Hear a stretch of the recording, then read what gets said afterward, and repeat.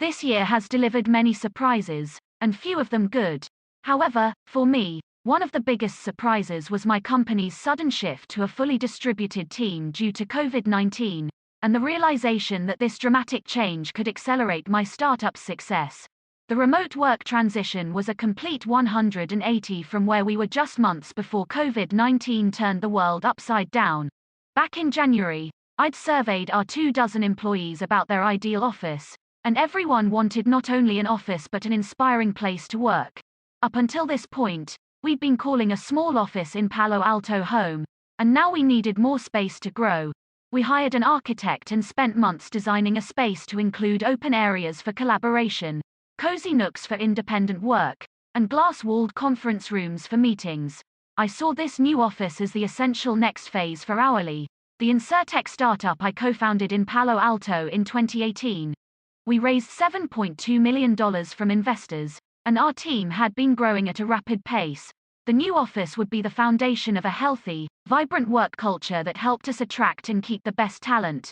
Then COVID-19 happened. In short order, our team became 100% remote. Fortunately, our business continued to expand as a large number of our customers were in construction and less affected by COVID-19. And as we settled into this new way of work, I discovered that a fully dispersed team offered distinct advantages that helped us grow much faster. How would we know if people were really working? Would working from home be a distraction for employees? And most importantly, how would we maintain our culture if we didn't see each other in person? Several months into our remote work reality, these concerns have mostly fallen away. Sure, being remote raises some challenges, which I'll touch on in a moment, but the big takeaways have been all the benefits my company and team have experienced, including, I was surprised to learn that remote workers actually work approximately 10 hours more per month than their office-bound counterparts. They no longer have to deal with commutes or unplanned interruptions from coworkers or bosses. In fact, the team exceeded my expectations, meeting deadlines, taking on extra work as necessary, and never missing a beat. Even as productivity increased, our team found ways to work more of their life into their days.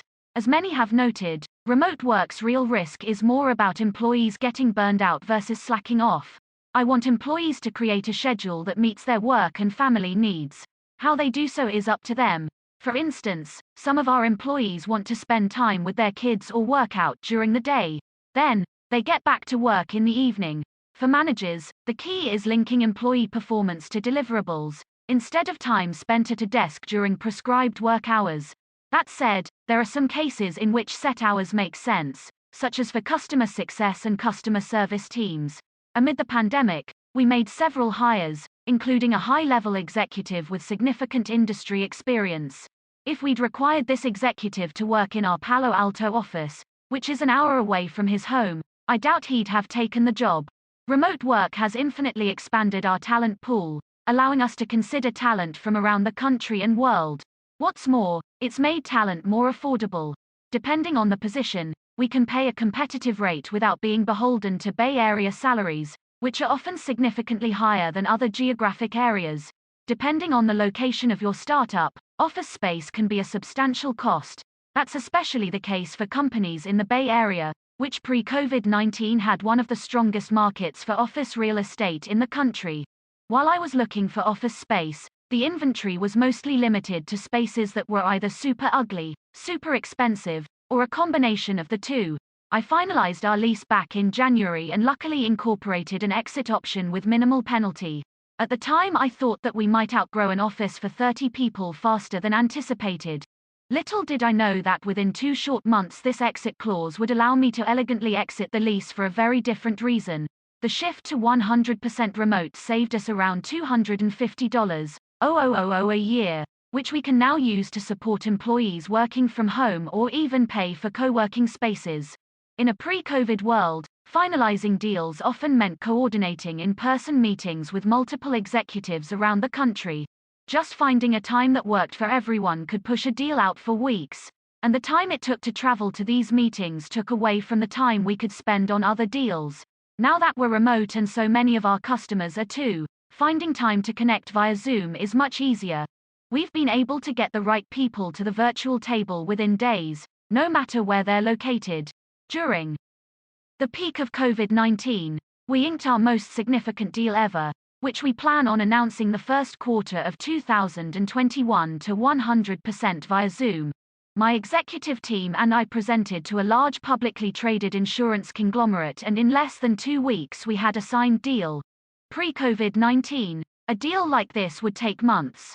Remote interactions allowed us to be extremely efficient, which led to an incredible outcome. Even with the benefits, a fully distributed workforce still presents challenges.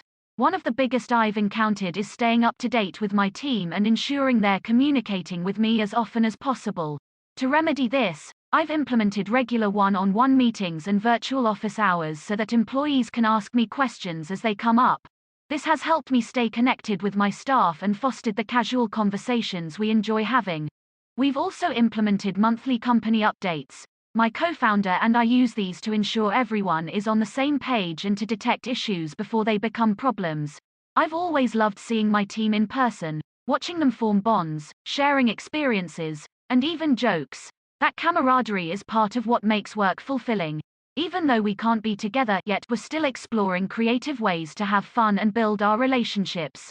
For instance, our team is doing a virtual cooking class together, and we have regular virtual gaming activities and happy hours. I still have the blueprints for our dream office, but more and more, they feel like a relic of the past. Our remote work shift may have been completely unplanned, but now we're strategically taking advantage of all the benefits that remote work offers.